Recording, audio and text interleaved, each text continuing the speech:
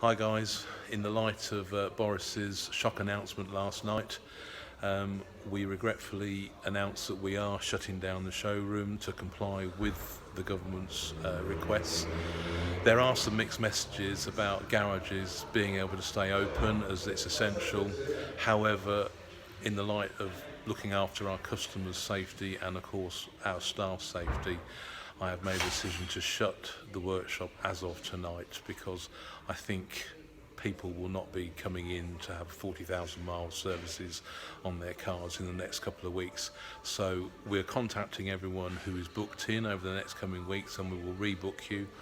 Our website is still live. You can book your car in for work, but I'd give it a couple of weeks if I was you, 3 weeks minimum. Let's see what Boris says in the 3 weeks' time. But you can still book your car in for repairs and MOTs, etc. after this 3-week review period. So all that remains for me to say is I hope everyone stays safe, and we look forward to seeing you on the other side of this. Be safe, everyone.